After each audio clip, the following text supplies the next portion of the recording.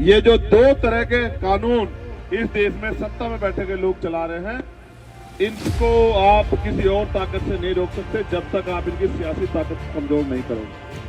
और सियासी ताकत कमजोर करने के साथ साथ जब तक आप अपनी ताकत नहीं बनाओगे। बसपा के प्रत्याशी जीते हुए हैं और यहाँ पर अखिलेश यादव और बसपा गठबंधन 19 में था, तो ये अगर बसपा अलग होकर चुनाव लड़ती है, सपा अलग होकर चुनाव लड़ती है, आज़ाद अलग होकर चुनाव लड़ते हैं, तो उनका जीतना बहुत मुश्किल है। इसीलिए ये कहा जा रहा है कि सिर्फ हमारी वजह से चुनाव जीते, तो ये तो गठबंधन का एक नियम होता है कि जब आप उनके साथ होते हैं तो उनके वोट भी आपके साथ आते हैं। और यही वजह है कि नगीना सीट को लेकर लगातार जो कह सकते हैं कि सबकी निगाहें बनी हुई हैं, बसपा की निगाहें बनी हुई हैं, साथ में आज़ाद की भी निगाहें बनी। कांग्रेस पार्टी भी लगातार इसको लेकर अपने बयान जारी करती रही, क्योंकि ये कह सकते हैं दलित वोट बैंक वाला क्षेत्र है, तो यहाँ पर आज़ाद की जीतने की संभावनाएं ज़्यादा बढ़ जाएंगी। अगर सपा में उत्तर प्रदेश की जो 80 लोकसभा सीटें हैं उसमें केवल अब तक 2 ही सीटों पर मायावती ने प्रत्याशी के नामों का ऐलान किया है। अब देखिए यहाँ पर 2 चीज़ें हो सकती है। एक तो वही चीज़ लगातार जो पिछले कई सालों से मायावती को लेकर देखने को मिली है कि वे राजनीतिक रूप से पूरी तरीके से सक्रिय नहीं है और उनकी सक्रियता ना ही 22 के विधानसभा चुनावों में मिली, 19 के आम चुनावों में कुछ हद तक जरूर थी, जिसका परिणाम था कि गठबंधन 15 सीटें जीतने में कामयाब रहा। लेकिन 22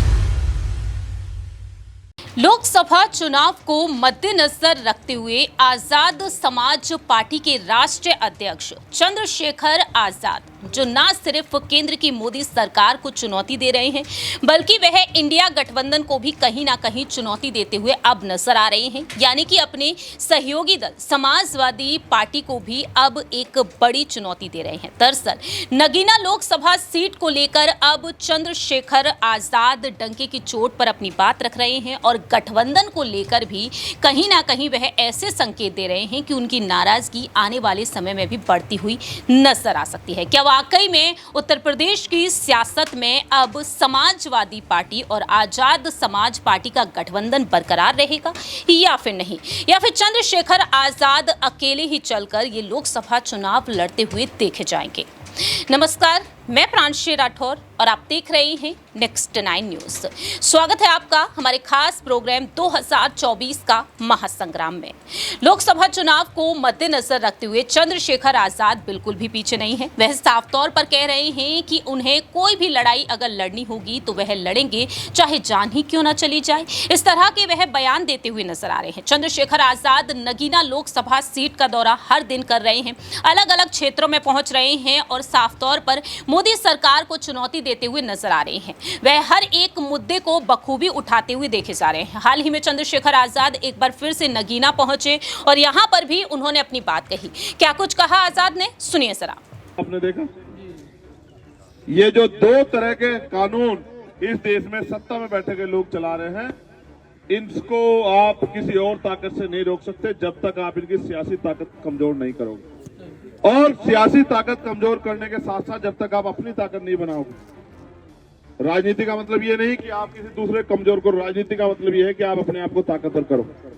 जब तक आप खुद को ताकतवर नहीं बनाओगे, ताकतवर आवाजें नहीं बचाओगे, जब तक पार्लियामेंट में आपके लिए बोलने वाले लोग नहीं होंगे, तब तक आपकी कोई सुनवाई वहां नहीं। आप 17.5 लाख लोकसभा के जाके नहीं बोल सकते वहां। जब जिस व्यक्ति को आप चुन के भेजते हो वो जाके जब तक नहीं बोलेगा तब तक इस क्षेत्र में विकास का कोई कार्य नहीं होगा। मेरी बात को आप याद रखें। ये सरकार तो वैसे भी जाति धर्म देख के काम करती है, कपड़े देख के इनको पता लग जाता है आरोपियों का। लेकिन मैं आपको एक ही विश्वास दिला सकता हूं दहीरपुर के मेरे साथियों, ये लड़ाई सिर्फ दहीरपुर की नहीं, ये लड़ाई सिर्फ इस जिले की नहीं, ये लड़ाई इस प्रदेश की नहीं, ये लड़ाई इस देश में भारतीय संविधान बचाने की और अपनी नस्लों को स्वाभिमान सम्मान का जीवन मिलेगा नहीं मिलेगा, ये लड़ाई उस बात की है। ये लड़ाई इस देश में जुल्म जाति की बेड़ियां काटने की लड़ाई है। ये लड़ाई इस देश में उन लोगों की, मुझसे मत कहलवाओ, आप सब जानते हो, मैं उस धरती से आता हूं जहां से रेशमी रुमाल तहरीक चली। मैं उस धरती से आता हूं जहां से तोपखाने लूटने के लिए अंग्रेजों की कमर तोड़ी गई। मैं उस धरती से आता हूं जहां मेरे आसपास आपने सुना कि किस तरह से चंद्रशेखर आजाद इन तमाम मुद्दों को उठाते हुए नजर आ रहे हैं। अब फिलहाल देखा जाए, चंद्रशेखर आजाद 15 मार्च का इंतजार कर रहे हैं। 15 मार्च को कांशीराम की जयंती है और इस मौके का वह बखूबी इंतजार करते हुए नजर आ रहे हैं। नगीना लोकसभा सीट का दौरा न सिर्फ चंद्रशेखर आजाद कर रहे हैं, बल्कि उनकी पूरी ही टीम यहां का दौरा करती हुई नजर आ रही है और नगीना में हिंदू कॉलेज में वह जनसभा को अब संबोधित करते हुए नजर आएंगे। ऐसे में चंद्रशेखर आजाद को लेकर यह सवाल उठ रहे हैं कि नगीना सीट पर वह खुद तो दांव लगा रहे हैं, लेकिन अखिलेश यादव की तरफ से अब तक कोई आधिकारिक ऐलान नहीं किया गया। दरअसल 80 लोकसभा सीटें जो उत्तर प्रदेश की सियासत में हैं, जिसमें से 62 पर चुनाव लड़ेगी समाजवादी पार्टी और 17 पर कांग्रेस लड़ती हुई देखी जाएगी। बचती है महज एक सीट, जो है नगीना लोकसभा सीट। और ऐसे में कहा जा रहा है कि एक सीट अखिलेश यादव चंद्रशेखर आजाद को देते हुए नजर आएंगे, लेकिन सस्पेंस अभी भी बरकरार रखा है अखिलेश यादव ने, क्योंकि अब सवाल ये उठ रहे हैं क्या वाकई में अखिलेश यादव उन्हें एक सीट दे देंगे या फिर नहीं। ऐसे में चंद्रशेखर आजाद साफ तौर पर कहते हुए नजर आ रहे हैं, चाहे कुछ भी हो जाए, मैं चुनाव तो नगीना लोकसभा सीट से ही लड़ूंगा। अगर अखिलेश यादव यहां पर यह सीट उन्हें नहीं देते हैं तो क्या वाकई में चंद्रशेखर आजाद के कड़े तेवर नजर आ सकते हैं। देखा गया कि वह रालोद को 7 सीटें देना चाहते थे, लेकिन रालोद एनडीए में शामिल हो गई। वहीं दूसरी ही तरफ पल्लवी पटेल के तेवर भी बदलते हुए नजर आए, लेकिन क्या वाकई में अब चंद्रशेखर आजाद के तेवर कड़े देखने को मिल सकते हैं। सवाल यहां पर रहेंगे न्यूज रूम में बैठे हुए तमाम सहयोगियों से। सबसे पहला सवाल लेना चाहेंगे हमारे सहयोगी अमन जी से। आखिरकार चंद्रशेखर आजाद जिस तरीके से बयान दे रहे हैं, इन बयानों को आप किस तरह से देख रहे हैं? जिस तरह से वह कह रहे हैं कि अकेले ही चुनाव लड़ने पड़े तो चुनाव भी लड़ूंगा, लेकिन नगीना सीट से ही लड़ूंगा। और दूसरी ही तरफ देखा जाए तो यहाँ पर बीजेपी ने ओम कुमार को मैदान में उतार दिया, 3 बार विधायक रहे हैं नगीना सीट से। और इसके अलावा देखा जाए तो कहीं ना कहीं बहुजन समाज पार्टी भी इसकी तैयारियां करती हुई नजर आ रही है। देखिए, जाहिर सी बात है, अगर हम नगीना सीट की बात करते हैं तो ये कह सकते हैं कि दलित सबसे अधिक वोट बैंक वाला क्षेत्र माना जाता है। इसीलिए लगातार जो आज़ाद हैं वो ये कह रहे हैं कि नगीना से ही मैं चुनाव लड़ूंगा। हालांकि अब तक ये क्लियर नहीं हुआ है कि सपा की तरफ से उनको टिकट मिला है या नहीं मिला है, सपा गठबंधन में वो शामिल हैं या नहीं है, क्योंकि कोई भी कन्फर्मेशन इसको लेकर आज़ाद ने भी नहीं बताया है। लेकिन उन्होंने ये ज़रूर कहा है, क्योंकि 15 मार्च को रैली वहाँ पर है और उसी दिन कांशीराम की जयंती भी होती है। यही वो दिन है जिस दिन आज़ाद समाज पार्टी की स्थापना भी हुई थी। तो इस ऐतिहासिक मौके पे आज़ाद जो है वो एक बड़ी हुंकार एक तरीके से नगीना में भरने वाले हैं। अब यहाँ से क्या खुद के बूते वो आगे बढ़ेंगे या फिर सपा का समर्थन भी यहाँ पर उनको मिलता हुआ नजर आएगा, क्योंकि अभी तक ना तो उन्होंने इनकार ही किया है, ना ही ये कहा भी है कि मैं उनके साथ हूँ या फिर साथ नहीं हूँ। तो ऐसे में कशमकश है, लेकिन बहुत जल्दी कशमकश भी ख़त्म होने वाली है, क्योंकि जो जिस तरह से गठबंधन का रूपरेखा बनी है उसमें एक सीट देने की बात आज़ाद को कही गई। अब वो क्या नगीना की सीट होगी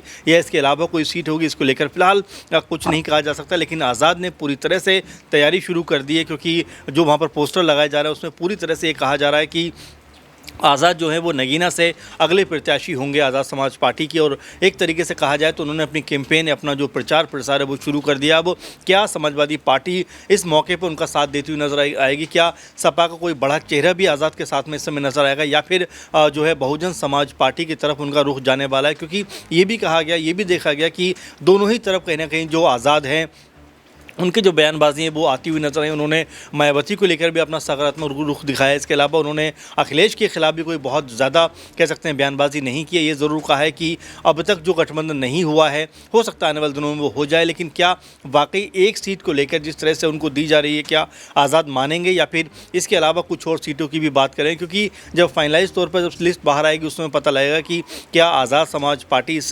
गठबंधन का हिस्सा है या फिर अपने बूते वो नगीना सीट पर चुनाव लड़ने वाले हैं। लेकिन जिस तरह से आजाद के बयान अब यहाँ पर बदलते हुए नजर आ रहे हैं, वह तो ये भी कहते हुए नजर आए कि खतौली सीट पर जीत हासिल नहीं कर पाते यदि हम साथ में नहीं होते, रालोद नहीं होती, आजाद समाज पार्टी नहीं होती। और दूसरा ही सवाल ये उठता है कि चंद्रशेखर आजाद को अगर नगीना सीट नहीं मिलती है अखिलेश यादव की तरफ से तो उनका रुख क्या हो सकता है? देखिए, बिल्कुल नगीना सीट पे बसपा के प्रत्याशी जीते हुए हैं और यहाँ पर अखिलेश यादव और बसपा गठबंधन 19 में था। तो ये अगर बसपा अलग होकर चुनाव लड़ती है, सपा अलग होकर चुनाव लड़ती है, आज़ाद अलग होकर चुनाव लड़ते हैं तो उनका जीतना जीतना बहुत मुश्किल है। इसीलिए ये कहा जा रहा है कि सिर्फ हमारी वजह से चुनाव जीते, तो ये तो गठबंधन का एक नियम होता है कि जब आप उनके साथ होते हैं तो उनके वोट भी आपके साथ आते हैं। और यही वजह है कि नगीना सीट को लेकर लगातार जो कह सकते हैं कि सबकी निगाहें बनी हुई हैं, बसपा की निगाहें बनी हुई हैं, साथ में आज़ाद की भी निगाहें बनी हुई। कांग्रेस पार्टी भी लगातार इसको लेकर अपने बयान जारी करती रही, क्योंकि ये कह सकते हैं दलित वोट बैंक वाला क्षेत्र है। तो यहाँ पर आज़ाद की जीतने की संभावनाएं ज़्यादा बढ़ जाएंगी अगर सपा उनके साथ आ जाए और अगर कांग्रेस पार्टी का उनको साथ मिले, और चाहे सामने बसपा का प्रत्याशी क्यों ना हो, तो वहाँ पर आज़ाद की जीतने की संभावनाएं ज़्यादा बढ़ जाएंगी। लेकिन क्या वाकई में नगीना सीट से ही सपा उनको उतारने वाली या फिर कोई और सीट उनके लिए मुकर्रर की है, इसको लेकर फिलहाल अभी कोई खुलासा नहीं हुआ है। वाकई फिलहाल देखा जाए अखिलेश यादव ने कोई आधिकारिक ऐलान नहीं किया, लेकिन इस बीच यहाँ पर सवाल बन जाते हैं मायावती को लेकर भी। मायावती को लेकर सवाल इस वजह से बनते हैं कि 80 लोकसभा सीटों पर अकेले ही चुनाव लड़ने का वह दावा कर रही हैं। एक एक करके तमाम सीटों पर वह अपने प्रत्याशियों के नाम भी घोषित कर रही हैं। हाल ही में कन्नौज सीट पर उन्होंने अपने प्रत्याशी को उतारा है।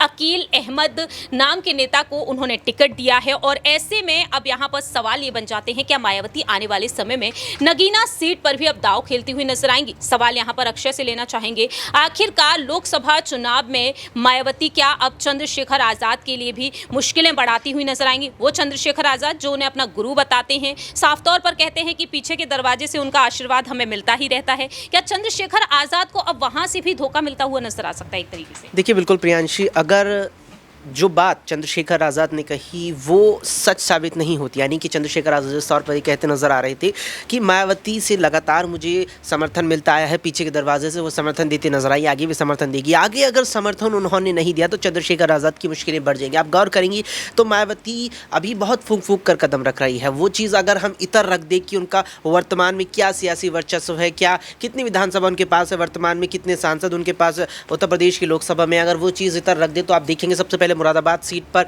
यहाँ एक प्रत्याशी उतारा, उसके बाद उन्होंने यहाँ पीलीभीत सीट से अपने प्रत्याशी के नाम का ऐलान किया। तो कुल मिलाकर के जिस तरीके से आम चुनाव अब लगभग आ चुके हैं, ऐसे में उत्तर प्रदेश की जो 80 लोकसभा सीटें हैं उसमें केवल अब तक 2 ही सीटों पर मायावती ने प्रत्याशी के नामों का ऐलान किया है। अब देखिए यहाँ पर 2 चीज़ें हो सकती है। एक तो वही चीज़ लगातार जो पिछले कई सालों से मायावती को लेकर देखने को मिली है कि वे राजनीतिक रूप से पूरी तरीके से सक्रिय नहीं है, और उनकी सक्रियता ना ही 22 के विधानसभा चुनावों में मिली, 19 के आम चुनावों में कुछ हद तक जरूर थी, जिसका परिणाम था कि गठबंधन 15 सीटें जीतने में कामयाब रहा। लेकिन 22 के विधानसभा चुनाव खासतौर पर देखेंगे तो वो सक्रियता नहीं थी। अब आप अगर इन चुनावों में देखें तो कुछ खासी सक्रियता वैसी मायावती की नज़र नहीं आ रही है। और दूसरी चीज़ इसमें यह नज़र आती है कि जिस तरीके से पीलीभीत और मुरादाबाद सीट पर अब तक 2 सीटों पर प्रत्याशी मायावती ने उतारे हैं, तो नज़र यहाँ पर यह भी आ रहा है कि संभावित या मायावती को, बसपा को जहाँ जीत की संभावना, जहाँ बेहतर प्रदर्शन की संभावना, जहाँ अच्छे प्रदर्शन की संभावना ज़्यादा हो, उन सीटों पर प्रत्याशी उतार रही है। अब ऐसे में नगीना का आपने जिक्र किया, नगीना एक प्रकार से माना जा रहा है कि समाजवादी पार्टी से अगर यहाँ बात बन जाती है चंद्रशेखर आज़ाद की, नगीना से ही उतरेंगी। 16 लाख 2019 के आंकड़े के मुताबिक वहां जो है रजिस्टर्ड मतदाता है, उसमें से अगर गौर करेंगे तो 9 लाख दलित मतदाता हैं और 6 लाख मुस्लिम मतदाता, यानी कि DY जो समीकरण है, दलित और मुस्लिम का DM समीकरण यहां पर जो है ये कुल मिलाकर के चंद्रशेखर आज़ाद को सबसे आगे कर रहा है। ऐसे में अगर उनकी ये बात मायावती साथ है, ये पलट जाती है, ये बात सच नहीं होती और मायावती अगर नगीना में प्रत्याशी उतार देती हैं तो मुसीबतें निश्चित तौर पर बढ़ेगी यहाँ पर चंद्रशेखर आज़ाद की, जो यहाँ पर उनकी सबसे मजबूत सीट इस समय मानी जा रही है। वाकई अब आने वाले समय में यही देखना होगा कि चंद्रशेखर आजाद की ये मांग वाकई में पूरी होती है या फिर नहीं, या फिर यूं ही अखिलेश यादव नगीना लोकसभा सीट को भी अपनी तरफ रखते हुए नजर आएंगे। देखना काफी दिलचस्प होगा। आखिरकार चंद्रशेखर आजाद जो मायावती की तारीफ बार बार करते हुए नजर आते हैं, उन्हें कभी बहन कहते हैं तो कभी कहते हैं कि वो उनकी मां के समान है। अब आने वाले समय में देखना होगा कि चंद्रशेखर आजाद की इन मांगों को पूरा किया जाएगा या नहीं। फिलहाल इस खास प्रोग्राम में इतना ही। बाकी की तमाम अपडेट्स के लिए आप देखते रहिए नेक्स्ट 9 न्यूज़।